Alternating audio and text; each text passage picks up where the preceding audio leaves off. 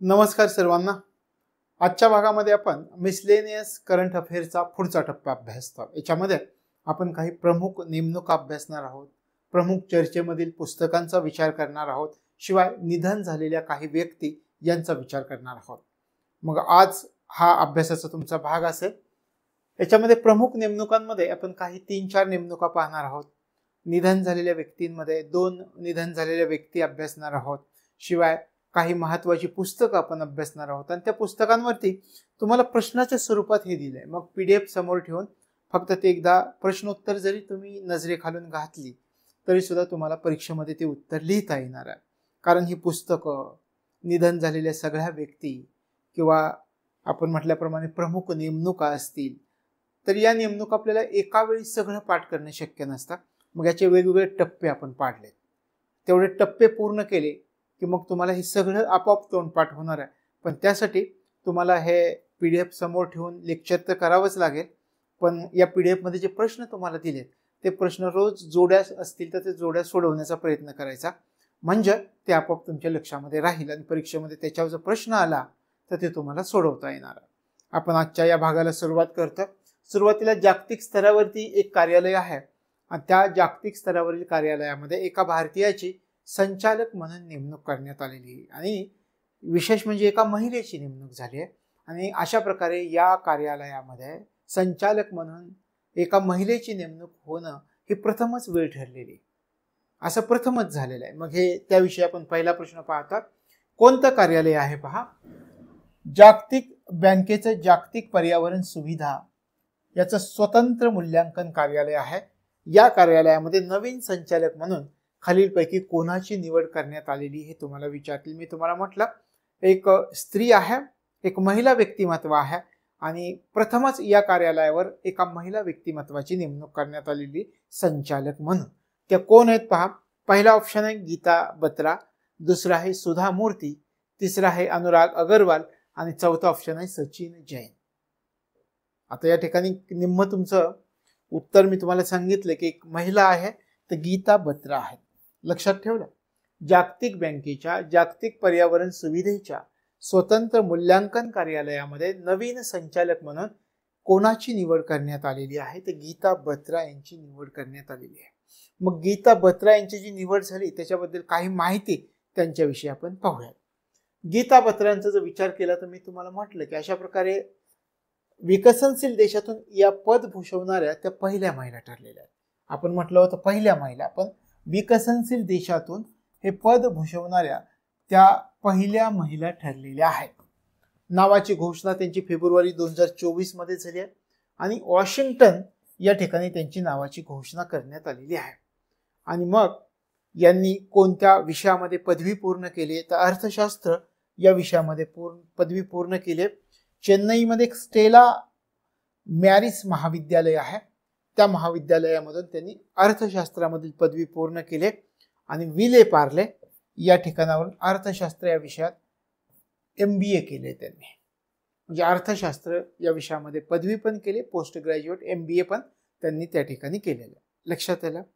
तशा प्रकारे या गीता बत्रा आहेत, आपण म्हटलं विकसनशील देशातून हे पद भूषवणाऱ्या त्या पहिल्या महिला ठरलेल्या आहेत। लक्षात आलं, हे महत्वाचं। गीता बत्रा यांचं नाव लक्षात ठेवायचं आहे। पुढच्या प्रश्नाकडे आपण जाऊयात। पुढचा प्रश्न पहा, खालील विधानांचा विचार करून योग्य पर्यायाची निवड करा। 2 विधानं आपल्याला दिलेत, त्या 2 विधानांची निवड करायची। सुधा मूर्ती यांना राष्ट्रपतींनी महिला दिना दिवशी राज्यसभेवर नामनिर्देशित सदस्य म्हणून निवड केली आहे।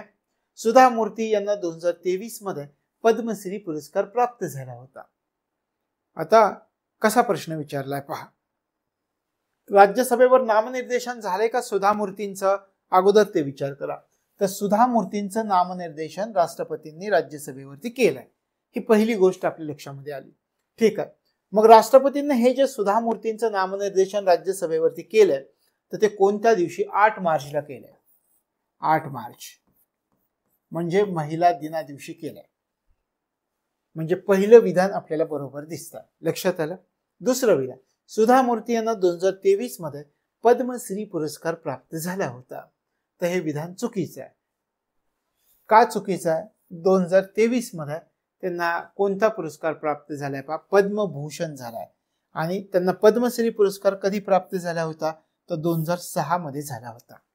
2023 मध्ये पद्मभूषण झालाय आणि 2006 मध्ये त्यांना पद्मश्री पुरस्कार प्राप्त झाला. मग इथे फसवण्याची शक्यता असते, लक्षात ठेवायचं. पद्मश्री 2006 ला प्राप्त झाला होता आणि अलीकडच्या कालावधीमध्ये पद्मभूषण त्यांना 2023 मध्ये प्राप्त झालेले आहे. तर 8 मार्च आपण म्हटल्याप्रमाणे महिला दिना दिवशी त्यांची राज्यसभेवर निवड करण्यात आलेली आणि राष्ट्रपतींनी नामनिर्देशित सदस्य म्हणून त्यांची निवड केली आणि त्या उद्योगपतीत असं आपण म्हटलं होतं. इन्फोसिस फाउंडेशनच्या माजी अध्यक्षा म्हणून सुद्धा त्यांनी काम केलेलं आहे. तर अशा प्रकारे हे 2 विधानं आपल्याला या सुधा मूर्तींबद्दल लक्षात ठेवावी लागतील. पहिलं विधान आपण अभ्यासलं, सुधा मूर्ती यांना राष्ट्रपतींनी महिला दिना दिवशी राज्यसभेवर नामनिर्देशित सदस्य म्हणून निवड केली. आपल्या लक्षात आलं, 8 मार्चला निवड झाली, महिला दिन होता त्या दिवशी, म्हणजे निवड झाले, विधान बरोबर आहे. दुसरं विधान मात्र आपल्याला फसवलंय की सुधा मूर्ती यांना 2023 मध्ये पद्मश्री पुरस्कार प्राप्त झाले. पद्मश्री नाही, पद्मभूषण. कुठला झालाय? पहा, पद्मभूषण पुरस्कार प्राप्त झालाय. आणि पद्मश्री कधी झालाय? पद्मश्री त्यांना 2006 मध्ये प्राप्त झालेला आहे. म्हणजे पहिलं विधान बरोबर आहे, दुसरं चुकलेलं आपल्याला दिसतं. तर हे लक्षामध्ये ठेवायचं. पुढच्या प्रश्नाकडे आपण जाऊया. 2 लक्षात आली विधानं. आता तिसरा प्रश्न, संसदेच्या सुरक्षा प्रमुखपदी खालीलपैकी कोणाची नेमणूक करण्यात आलेली आहे? संसदेच्या सुरक्षा प्रमुखपदी याच्याबद्दलचे आपण प्रश्न पण मागच्या काही भागामध्ये अभ्यासले होते का? कोणाकडे जबाबदारी सोपवण्यात आलेली आहे? संसदेच्या संरक्षणाची जबाबदारी, सुरक्षेची जबाबदारी कोणत्या संस्थेकडे सोपवण्यात आलेली हे आपण अभ्यासलं होतं का मागे? मग आता आपल्याला विचारलंय काय, संसदेच्या सुरक्षा प्रमुखपदी कोणाची नेमणूक करण्यात आली आहे? S Chockalingam, Prabowo Subianto, Upendra Dwivedi आणि अनुराग अगरवाल. कोणाची नेमणूक करण्यात आलेली आहे? लक्षात आलं? संसदेच्या सुरक्षा प्रमुखपदी कोणाची? अनुराग अगरवाल यांची नेमणूक करण्यात आलेली. लक्षात ठेवायचं. संसदेच्या सुरक्षा प्रमुखपदी कोणाची नेमणूक करण्यात आलेली आहे? अनुराग अगरवाल. आता अनुराग अगरवाल आपण यांची थोडीशी माहिती पाहूयात की संसदेच्या सुरक्षा प्रमुखपदी यांची नेमणूक करण्यात आलेली आहे.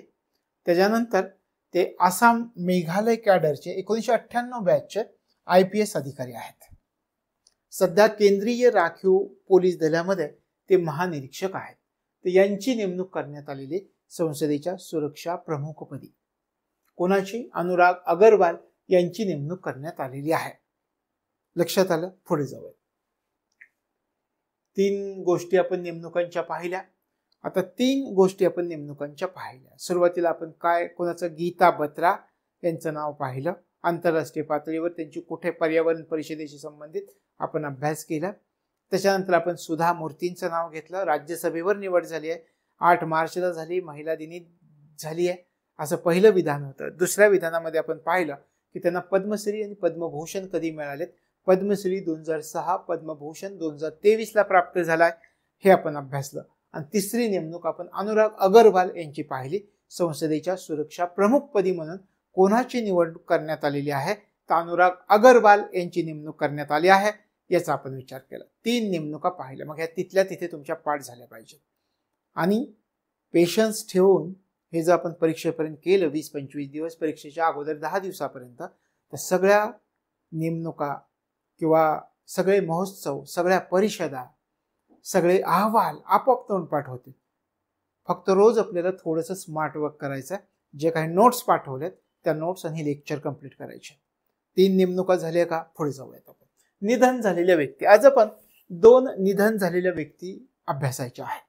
मनोहर जोशी हे आपल्या महाराष्ट्राचे पूर्व मुख्यमंत्री, माजी मुख्यमंत्री म्हणून सुद्धा त्यांनी काम केलं होतं शिवसेनेच्या काळात. पहिले बिगर काँग्रेसी मुख्यमंत्री म्हणून सुद्धा मनोहर जोशींना ओळखलं जातं.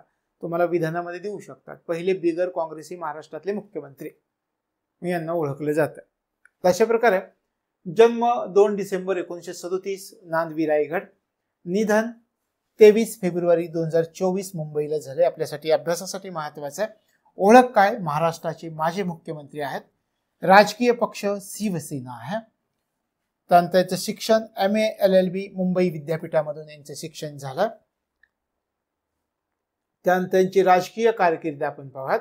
सुरुवातीच्या कालावधीमध्ये एक लिपिक म्हणून सुद्धा त्यांनी काम केलेलं होतं बृहन्मुंबई महानगरपालिकेमध्ये. 1961 मध्ये त्यांनी एका इन्स्टिट्यूटची स्थापना केली होती, कोहिनूर टेक्निकल इन्स्टिट्यूट. ही नावं तुम्ही पुण्यामध्ये बरेचदा आपण पाहतो. तर हे या इन्स्टिट्यूटची स्थापना या मनोहर जोशींनी केलेली होती 1961 मध्ये. शिवाय मनोहर जोशींनी कोणकोणती पदं भूषवली त्याचा आपण विचार करूयात. पदांवरती भर द्या. यांनी सगळ्या प्रकारची पदं भूषवली आहेत. नगरसेवकाचं पद भूषवलंय त्यांनी, विधान परिषद सदस्य म्हणून पद भूषवलंय, मुंबईचं महापौर म्हणून त्यांनी पद भूषवलंय, विधानसभा अध्यक्ष म्हणून त्यांनी पद भूषवलंय, विधानसभेचे विरोधी पक्ष नेते म्हणून सुद्धा त्यांनी पद भूषवलंय. महाराष्ट्राचे ते कितवे मुख्यमंत्री होते? तर महाराष्ट्राचे 12वे मुख्यमंत्री होते. त्यानंतर लोकसभा सदस्य म्हणून 1999 मध्ये त्यांची निवड झाली होती. तर कुठून? मध्य मुंबईमधून लोकसभा सदस्य म्हणून त्यांची निवड झाली होती. केंद्रामध्ये केंद्रीय मंत्री म्हणून सुद्धा त्यांनी काम केलंय, केंद्रीय अवजड उद्योग मंत्री म्हणून त्यांनी काम केलंय. लोकसभेचे अध्यक्ष, लोकसभेचे 13वे अध्यक्ष म्हणून सुद्धा त्यांनी काम केलंय. राज्यसभा सदस्य म्हणून सुद्धा काम केलं. शिवसेनेचे पहिले मुख्यमंत्री होते ते. आणि सगळ्यात महत्वाचं पहा इथून पुढे, वयाच्या 72व्या वर्षी त्यांनी PhD पूर्ण केली.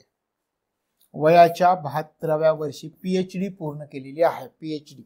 त्याच्यानंतर एका विद्यापीठाकडून त्यांना D.Litt ही पदवी मिळालेली आहे. आपल्याला विचारते की मनोहर जोशींना कोणत्या विद्यापीठाकडून D.Litt पदवी प्राप्त झालेली आहे? तर ते लक्षात ठेवा, डॉक्टर D.Y. पाटील विद्यापीठाकडून त्यांना D.Litt पदवी प्राप्त झालेली आहे.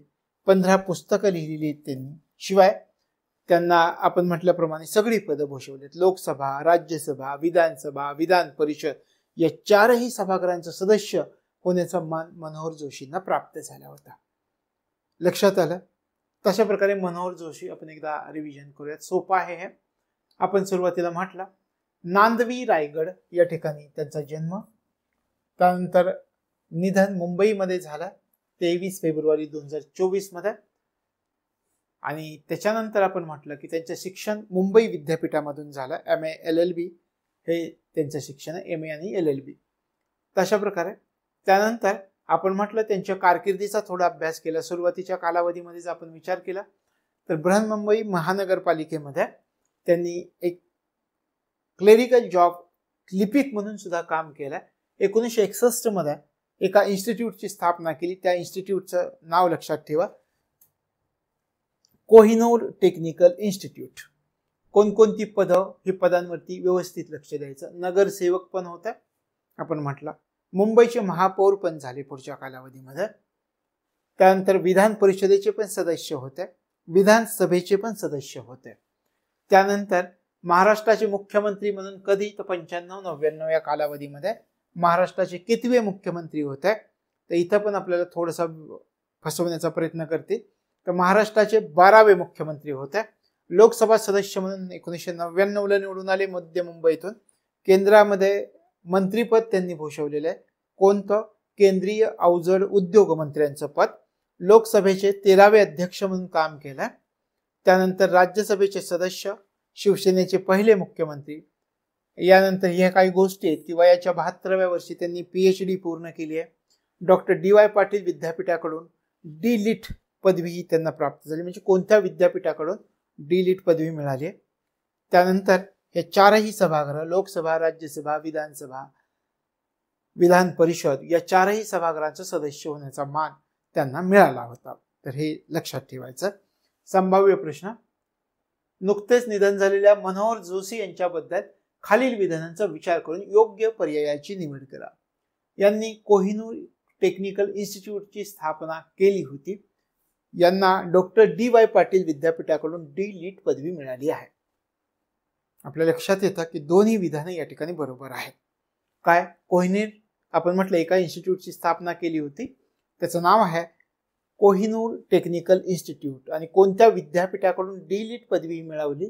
तर डॉक्टर D.Y. पाटील विद्यापीठाकडून. म्हणजे दोन्ही विधानं बरोबर आहेत. आपलं C हा ऑप्शन असणार आहे. लक्षात आलं? तर हे प्रश्न सोडवण्याचा प्रयत्न करायचा आणि एकदा ते आपली जी स्क्रिप्ट आहे त्याच्यावरून नजर एकदा टाकली की तुमचे ते विधानं आपोआप लक्षात येते. आपण त्याच्यावरती चर्चा पण केलेली. पुढे जाऊयात. पुढचं आपलं निधन झालेलं व्यक्तिमत्व आहे फुली नरीमन, महत्वाचं व्यक्तिमत्व आहे आणि याच्यावरती प्रश्न कदाचित येऊ शकेल. याचं कारण आपल्याला पुढे दिसेल. सुरुवातीला पाहूयात. 10 जानेवारी 1928 मध्ये रंगून म्यानमार या ठिकाणी जन्म झाला होता. निधन नवी दिल्लीला झालं 21 फेब्रुवारी 2024 मध्ये. भारतीय कायदे तज्ज्ञ म्हणून यांना ओळखलं जातं. लक्षात आलं? आणि त्यांचं कुटुंब ब्रह्मदेशामधून भारतात का आलं होतं? तर जपाननं ब्रह्मदेशावर जे आक्रमण केलं दुसऱ्या महायुद्धामध्ये 1942 मध्ये, तर हे कुटुंब भारतामध्ये आलेलं होतं. आता यांना का ओळखलं जातं? आपण म्हणतोय की का महत्वाचे आहेत? तर भारतीय न्याय व्यवस्थेतील पितामह म्हणून यांना ओळखलं जातं. भारतीय न्याय व्यवस्थेमधील पितामह म्हणून यांना ओळखलं जातं. महत्वाचं आहे. यांचं नुकतंच निधन झालंय. आपण म्हटलं सुरुवातीला भारतीय कायदे तज्ज्ञ म्हणून ओळखलं जातं. आपण म्हटलं भारतीय न्याय व्यवस्थेतील पितामह म्हणून यांना ओळखलं जात आहे. हे आहेत फुली नरीमन. लक्षात आलं? पुढे जाऊया. त्यांचं शिक्षणाचा विचार. प्राथमिक शिक्षण सिमल्याला झालं. सिमल्यामध्ये कोणत्या ठिकाणी, कोणत्या स्कूलमध्ये? बिशप कॉटन स्कूल या ठिकाणी त्यांचं शिक्षण झालं. पदवी कोणत्या विषयामध्ये घेतली? अर्थशास्त्र आणि इतिहास या विषयामध्ये. कुठून घेतली?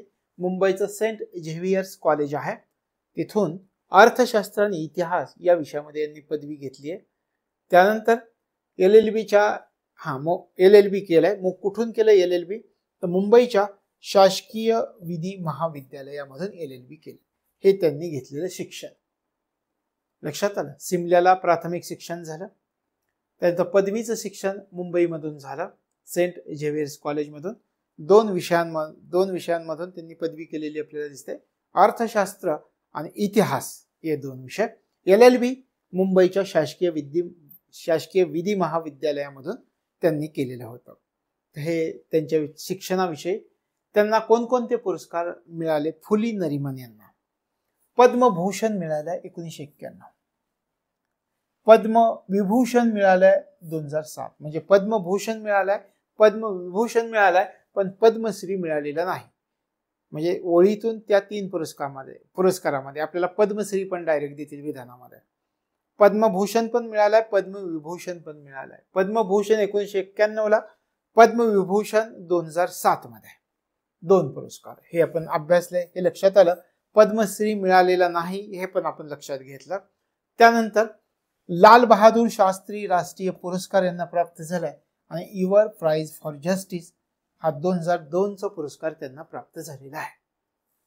लक्षात आलं? फुली नरीमन यांना जे पुरस्कार मिळाले त्याच्यामध्ये आपण काय काय म्हटलं पहा.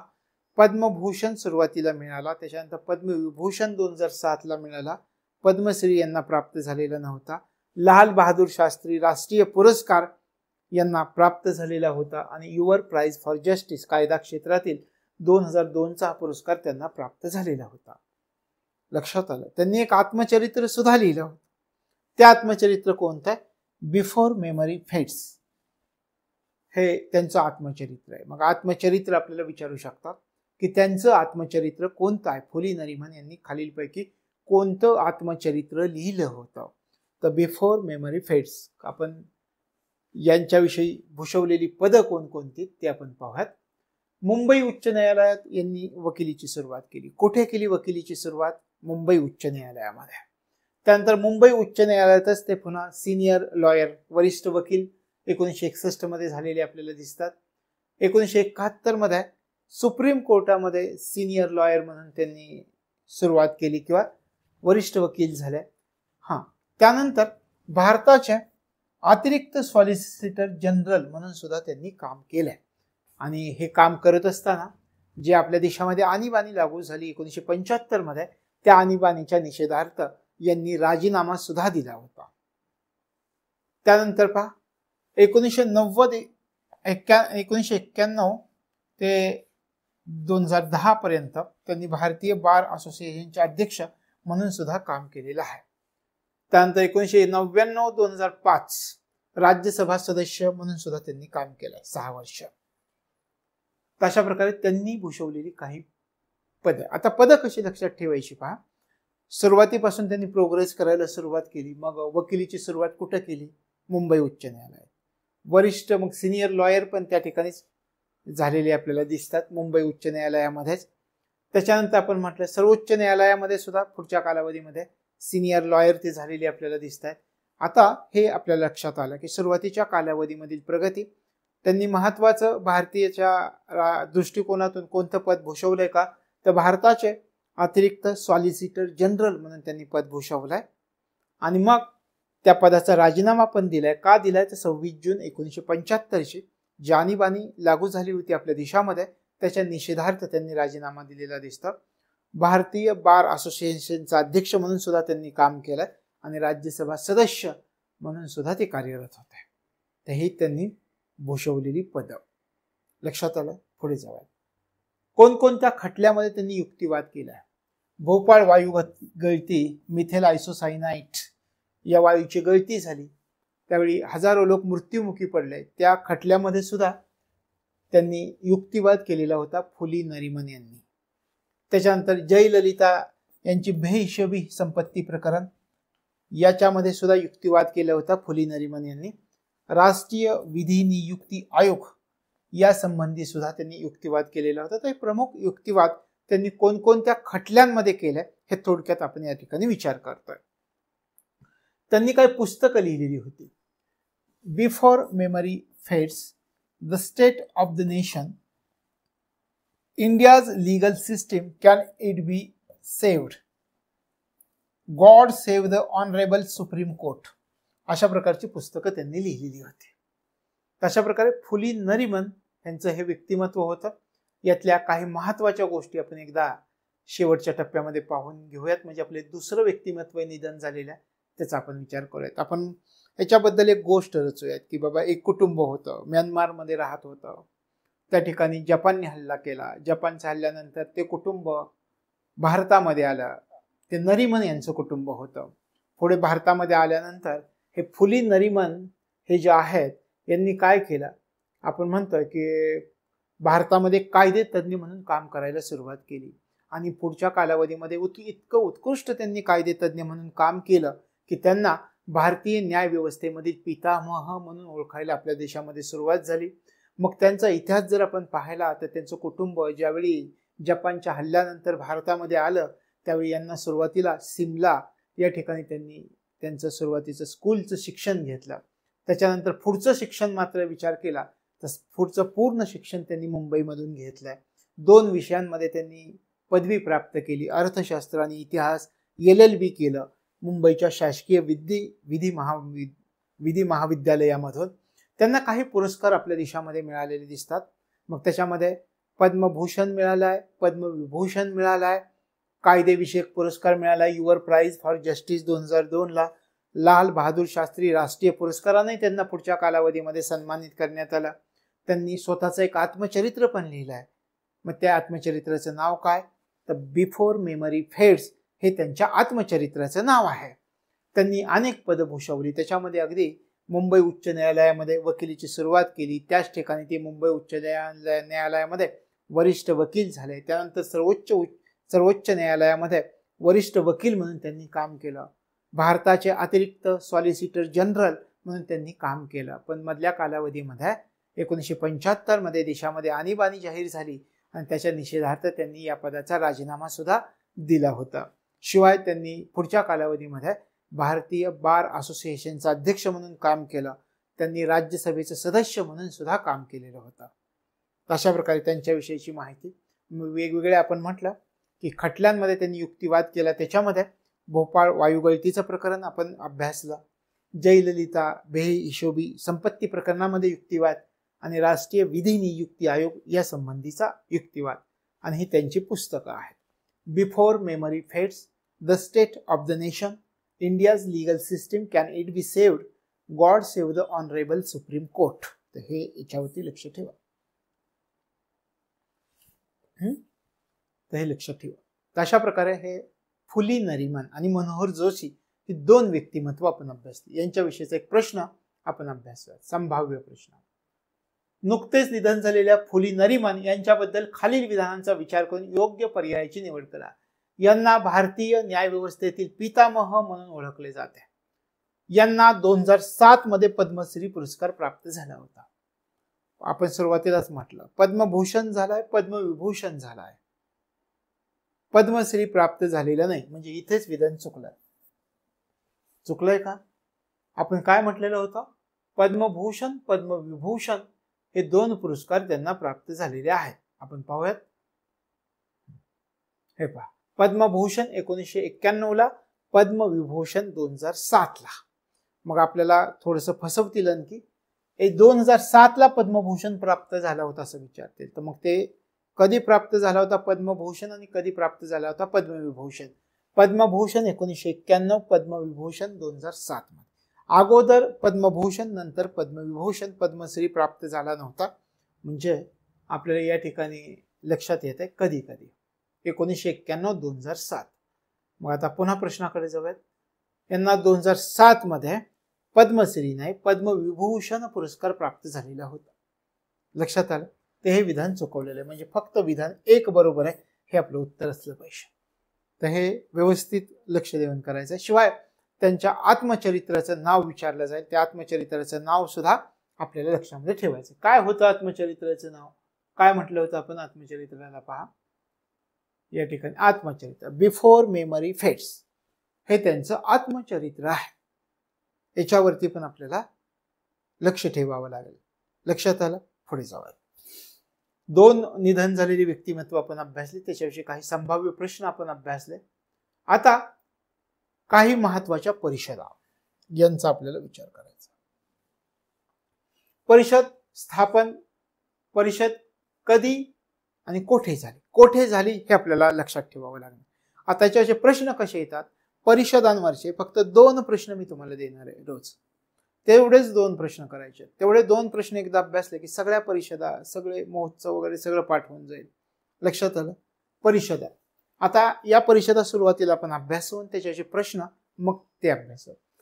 क्रूज पर्यटन परिषद, त्याच्यानंतर अखिल भारतीय राजभाषा संमेलन, भारत IORA, इंडियन ओशन रिम असोसिएशन, इंडियन ओशन रिम असोसिएशन, भारत IORA क्रूज पर्यटन परिषद. या 3ही परिषदा नवी दिल्लीला पार पडल्या. कुठल्या कुठल्या पहा? क्रूज पर्यटन परिषद, अखिल भारतीय राजभाषा संमेलन, भारत इंडियन ओशन रिम असोसिएशन, क्रूज पर्यटन परिषद नवी दिल्ली. या 3 परिषदा नवी दिल्लीला झालेल्या आहेत. लक्षात आलं? आता 4थी पहा, युक्रेनवरील शांतता शिखर परिषद कुठे पार पडली? युक्रेनवरील शांतता शिखर परिषद म्हणजे काय? रशिया आणि युक्रेनमध्ये जे युद्ध चालू आहे ते युद्ध कुठेतरी थांबवता यावं याविषयी चर्चा करण्यासाठी किंवा त्याविषयी विचार करण्यासाठी ही शांतता शिखर परिषद बर्गेनस्टॉक रिसॉर्ट या ठिकाणी पार पडली. बर्गेनस्टॉक रिसॉर्ट या ठिकाणी पार पडली. बॉन हवामान बदल परिषद 2024 ला झाली. बॉनलाच झाली. हे नावातच आहे, बॉन हवामान बदल परिषद, बॉन. आंतरराष्ट्रीय कामगार परिषद जिनिव्हा स्वित्झर्लंड या ठिकाणी पार पडलेली आहे. त्यानंतर GEF बैठक वॉशिंग्टन DC या ठिकाणी आणि ISO काउन्सिल मीटिंग ही नवी दिल्लीला पार पडलेली. आता त्याचाही आपण विचार करणार आहोत. या सगळ्या परिषदांचा आपल्याला विचार करायचा आहे. मग सुरुवातीला याच्यामध्ये कुठले कुठले पहा. अजून एक CLGF वार्षिक मंडळाची बैठक कोलंबोला झालेली. ही सुरुवातीला आपण याची लॉंग फॉर्म पाहूयात. या लॉंग फॉर्मचा विचार केला तर CLGF म्हणजे का? Commonwealth local government forum. GEF म्हणजे ग्लोबल एन्व्हायरमेंट फॅसिलिटी आणि ISO म्हणजे इंटरनॅशनल शुगर ऑर्गनायझेशन. लक्षात आलं? तर या परिषदा हे पुढे जर आपण पाहिलं तर हे लक्षात ठेवायचं आहे. हे प्रश्न आहेत त्याच्यावरचे. पण त्याच्या अगोदर ह्या परिषदा एकदा कुठे कुठे पार पडल्या ते एकदा आपण लक्षात देऊयात. म्हणजे प्रश्न सोडवताना तुम्हाला ते प्रश्न कितपत सुटतायत हे लक्षात येईल. क्रूज पर्यटन परिषद, अखिल भारतीय राजभाषा संमेलन, भारत IORA क्रूज पर्यटन परिषद या 3ही परिषदा नवी दिल्लीला. युक्रेनवरील शांतता शिखर परिषद कुठे? बर्गेनस्टॉक रिसॉर्ट या ठिकाणी पार पडले. बॉन हवामान बदल परिषद 2024 बॉनमध्येच पार पडली आहे. आंतरराष्ट्रीय कामगार परिषद जिनिव्हा स्वित्झर्लंड. त्याच्यानंतर आपण म्हटलं होतं ग्लोबल एन्व्हायरमेंट फोरमची बैठक वॉशिंग्टन DC येथे पार पडले. इंटरनॅशनल शुगर ऑर्गनायझेशन कौन्सिल याची मीटिंग नवी दिल्लीला पार पडली आहे. त्यानंतर CLGF याची वार्षिक मंडळाची बैठक कोलंबो येथे पार पडली आहे. लक्षात आलं. आता याच्या प्रश्नांच्या स्वरूपात आपण विचार करूया. खालीलपैकी कोणती परिषद दिल्लीमध्ये भरवण्यात आलेली नव्हती? क्रूज पर्यटन परिषद, अखिल भारतीय राजभाषा संमेलन, भारत IORA क्रूज पर्यटन परिषद, आंतरराष्ट्रीय कामगार परिषद. कोणती परिषद नवी दिल्ली येथे पार पडलेली नाही? कोणती एकमेव परिषद? म्हणजे काय, एक परिषद भरलेली नाही म्हणजे बाकीच्या तीनही परिषदा दिल्लीला भरलेल्या आहेत. म्हणजे प्रश्न सोडवताना ते आपोआप लक्षात राहील. क्रूज पर्यटन परिषद, अखिल भारतीय राजभाषा संमेलन, भारत IORA क्रूज पर्यटन परिषद या तीनही परिषदा नवी दिल्लीला भरलेल्या आहेत. आंतरराष्ट्रीय कामगार परिषद कोणत्या ठिकाणी? जिनिव्हा असं आपण म्हटलं होतं. जिनिव्हा स्वित्झर्लंड या ठिकाणी पडलेली आहे. आंतरराष्ट्रीय कामगार परिषद बर्गेनस्टॉक रिसॉर्ट स्वित्झर्लंड नाही, या ठिकाणी आंतरराष्ट्रीय कामगार परिषद असंच आपण म्हणतो जिनिव्हा या ठिकाणी पार पडलेली आहे.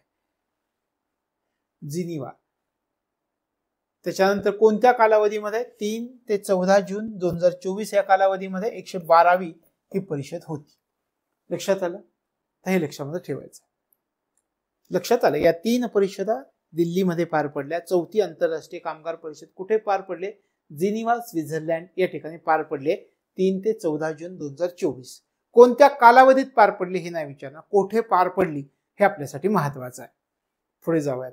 पुढचा प्रश्न. 4 झाले आपल्या परिषदा कोणत्या ठिकाणी पार पडलेत हे आपल्या लक्षात आले. आता हे 4 पुन्हा एकदा प्रश्न. CLGF Commonwealth local government forum वार्षिक मंडळाची बैठक कुठे पार पडली? आंतरराष्ट्रीय कामगार परिषद याची बैठक कुठे पार पडली? GEF ग्लोबल एन्व्हायरमेंट फॅसिलिटीची बैठक कुठे पार पडली? आणि ISO इंटरनॅशनल शुगर ऑर्गनायझेशन कौन्सिलची मीटिंग कुठे पार पडली? आता एक एक गोष्ट आपण काय म्हटलं होतं, आंतरराष्ट्रीय ISO कौन्सिल मीटिंग म्हणजे इंटरनॅशनल शुगर ऑर्गनायझेशनची मीटिंग कुठे झाली? तर दिल्लीला झाली. एक आपल्याला माहिती आहे म्हणजे चौथं उत्तर 3 असणार आहे. आपल्याला काय काय माहिती ते अगोदर विचारात घ्या. त्याच्यानंतर आंतरराष्ट्रीय कामगार परिषदेची बैठक कोणत्या ठिकाणी झालेली आहे? कुठे झाली आहे आंतरराष्ट्रीय कामगार परिषदेची? आपण काय म्हटलेलं होतं वरती, आंतरराष्ट्रीय कामगार परिषदेची बैठक कुठे पार पडली आहे? जिनिव्हा या ठिकाणी पार पडलेली आहे. म्हणजे हे याचं उत्तर आहे. 2 तर आपल्याला मिळाले. 2चं 1 आणि 3चं 3 हे आपले ऑप्शन. आता पुढचे 2 आपण पाहूया. CLJF Commonwealth local government forum वार्षिक मंडळाची बैठक आणि GEF ग्लोबल एन्व्हायरमेंट फॅसिलिटी बैठक. आता याच्यामध्ये ग्लोबल एन्व्हायरमेंट फोरम याची बैठक कुठे पार पडली आहे? त्याची बैठक वॉशिंग्टन DC येथे पार पडली का पहा. GEF ची बैठक आपण पाहूया. Washington DC global environment forum याची बैठक कुठे पार पडली? Washington DC. असं आपण रोज एकदा त्या प्रश्नावर गेलो ना की ते प्रश्न तुमचा आपोआप पाठ होणार आहे. या ठिकाणी पहा. आता आपल्याला याचंही उत्तर आपण ओळखलं वॉशिंग्टन DC.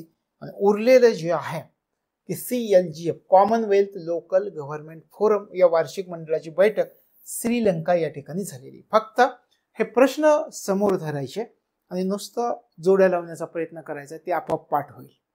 लक्षात आलं. 2च प्रश्न तुम्हाला दिलेत तर हे लक्षात ठेवा. सगळ्या परिषदा तुमच्या पाठ होतील. एक 10 दिवसामध्ये सगळ्या परिषदा तोंड पाठ होतील आणि नुसते प्रश्न सोडवत राहायचे. तर हे त्याचे ऑप्शन्स आहेत. मग पर्याय 1 आपला असणार आहे उत्तर. पुढे जाऊयात. आता चर्चेतील उत्सव या विषयी सुद्धा आपल्याला काही प्रश्न बऱ्याचदा विचारतात की बाबा हा उत्सव कोणत्या राज्यामध्ये पार पडलाय, कोणत्या राज्यामध्ये झाला. तर हे रोज आपण एकच प्रश्न करूयात उत्सवांविषयीचा. सुरुवातीला कोणकोणते उत्सव आहेत पहा. हदोती बुंदी उत्सव, जौल जीबी मेला, झिरी मेला, आहुना उत्सव कोणकोणत्या ठिकाणी पार पडलेले आहेत? कोणकोणत्या ठिकाणी? सुरुवातीला हदोती बुंदी उत्सव कोणत्या राज्याचा उत्सव आहे? राजस्थान राज्याचा उत्सव आहे. हा आहे राजस्थान राज्याचा हादोती बुंदी उत्सव. त्याच्यानंतर आपण पाहूयात की जौल जीबी मेला कोणत्या ठिकाणी कोणत्या राज्यामध्ये हा उत्सव पार पडला जातो? याचा उत्तराखंड या ठिकाणी पार पाडला जातो. जौल जीबी मेला उत्तराखंड या ठिकाणी.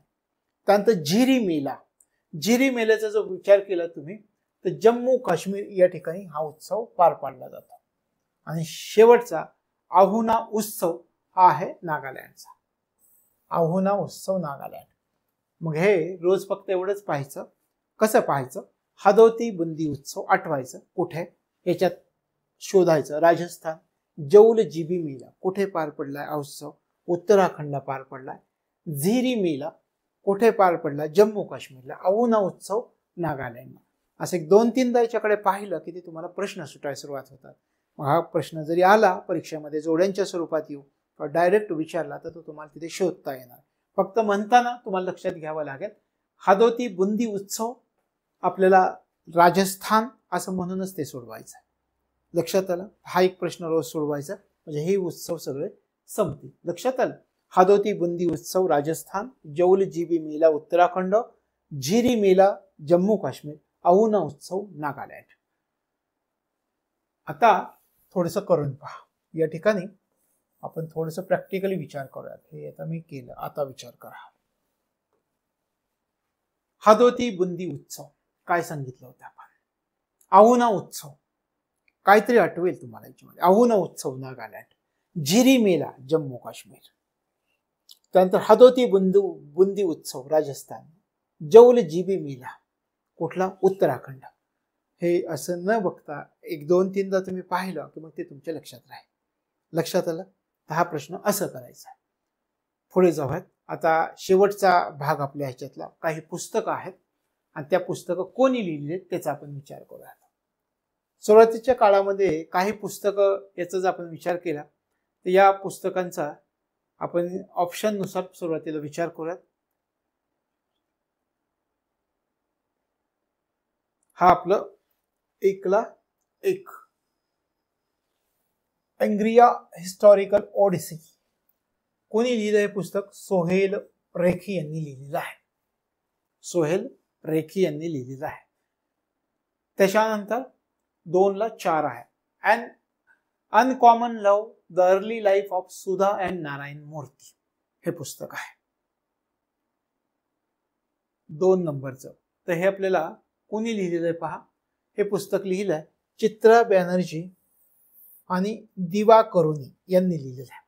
And uncommon love the early life of Sudha and Narayana मूर्ती.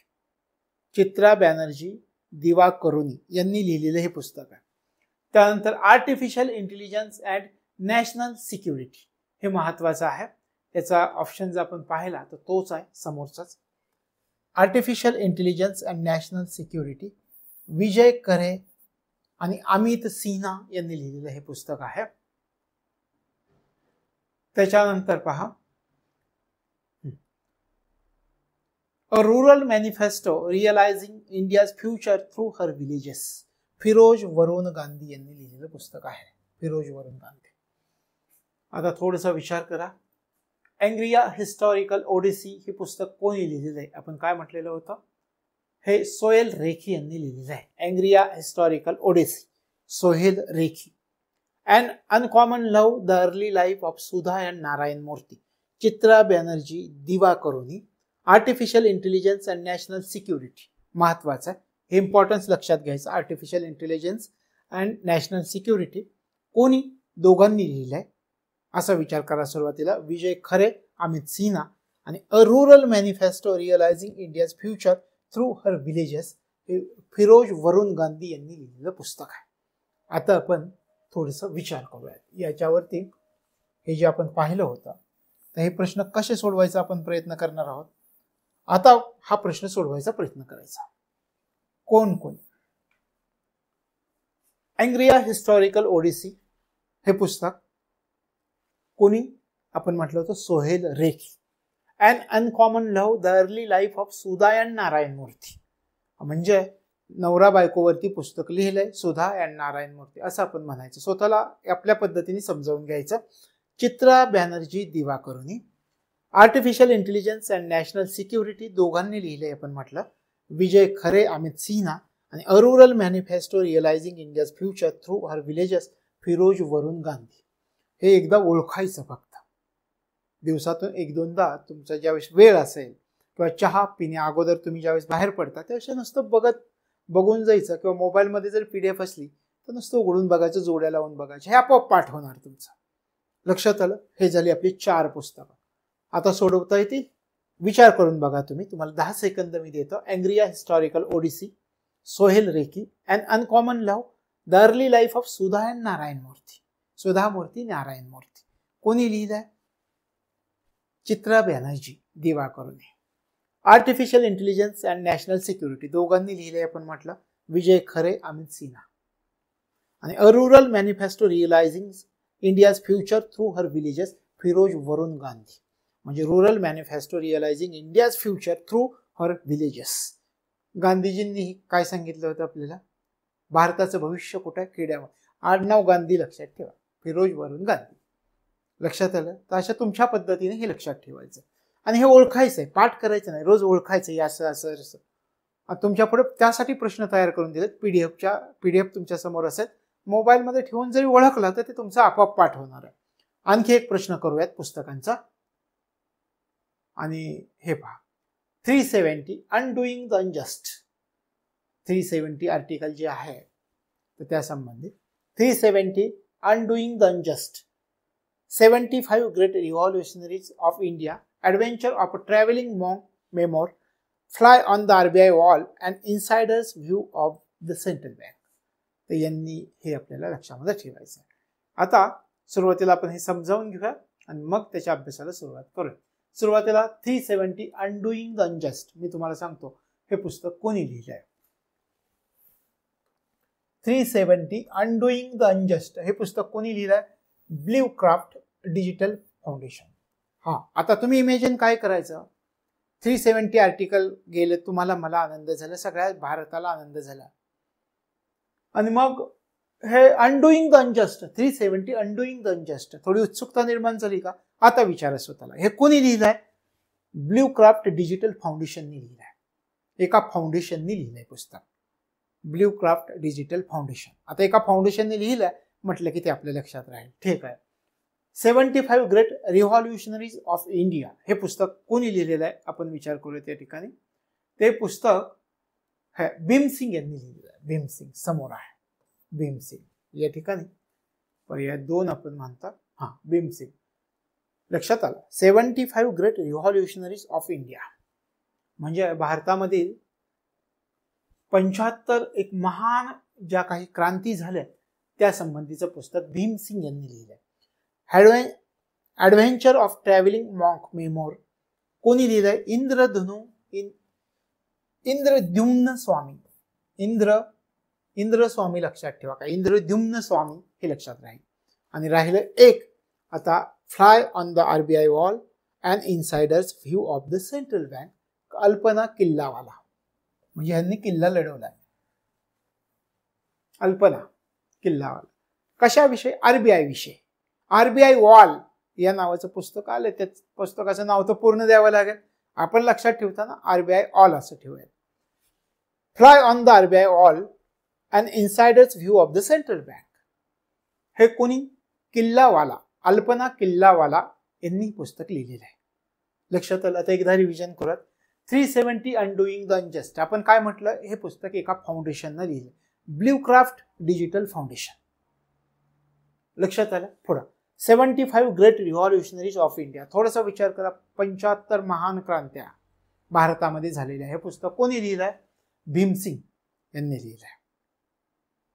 पुढे adventure of a travelling monk memoir हे पुस्तक इंद्रद्युम्न स्वामी यांनी लिहिलेलं आहे. तशा प्रकारे हे आहे. आता थोडंसं इरेज करून आपण तुमच्या लक्षात येते का ते पहा आणि मग दोन्ही पुस्तकाचं आपण समजावून घेऊया. आता विचार करा. 370 अनडुईंग द अनजस्ट आपण काय म्हटलं होतं? एका फाउंडेशनने लिहिलं. फाउंडेशन डिजिटल आहे, त्याचं नाव ब्ल्यू क्राफ्ट आहे. ब्ल्यू क्राफ्ट डिजिटल फाउंडेशन 370 विषयी पुस्तक लिहिलं आहे. आता कसाही प्रश्न आला तर त्या पुस्तकाविषयी तुम्हाला माहिती असेल.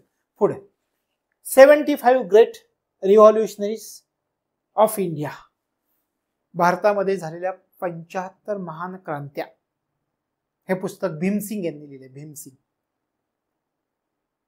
लक्षात आलं. Adventure of a travelling monk memoir, कोणी? Swami Indradyumna Swami. Adventure of a travelling, एवढेच लक्षात ठेवा. Adventure of a travelling monk, Indradyumna Swami. आणि fly on the RBI, RBI विषयीचा, आरबीआय वॉल हा शब्द आला पुस्तकात, की कोणी? किल्लावाला, अल्पना किल्लावाला. लक्षात आलं. आता जे 8 पुस्तकं आपण पाहिली त्याचा आपण विचार करूया. सोडवा आता.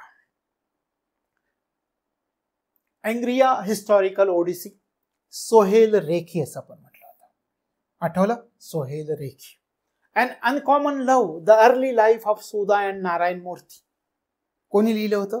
चित्रा बॅनर्जी दिवाकरुणी यांनी लिहिलं होतं. आपण म्हटलं होतं का दोघांची स्टोरी आहे. कोणाची?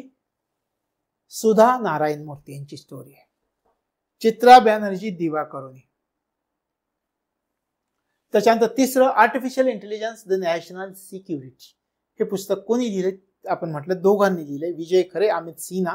आणि a rural manifesto realising India's future through her villages, म्हणजे या ठिकाणी भारताचं फ्युचर खेड्यांमध्ये, याचा आपण विचार करूयात. कोणी लिहिलंय? गांधींनी लिहिले, फिरोज वरून गांधींनी.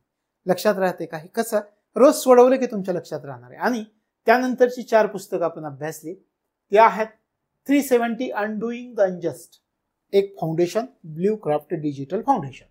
75 great revolutionaries of India, Bhim Singh. Adventure of a travelling monk, Indradyumna Swami. Fly on the RBI wall and insider's view of the central bank, Alpana Killawala. लक्षात आलं. असं केलं की ते आपोआप पाठ होणार आहे. तर मग आपण त्या मार्गाने जाऊयात, तर सगळंच आपल्याला अभ्यास पूर्ण करता येईल आणि पुढे जातील. तर अशा प्रकारे हा आपला भाग या ठिकाणी संपता. भेटूयात पुढच्या भागामध्ये. तोपर्यंत तुम्हाला तुमच्या अभ्यासासाठी मनापासून शुभेच्छा.